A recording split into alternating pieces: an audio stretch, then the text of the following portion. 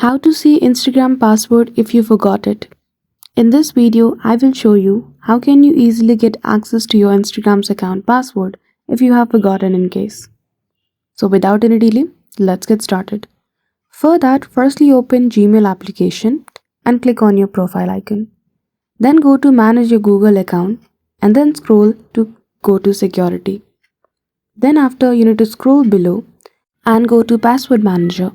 After you click on it, you will see the applications so far you have connected using your Google account.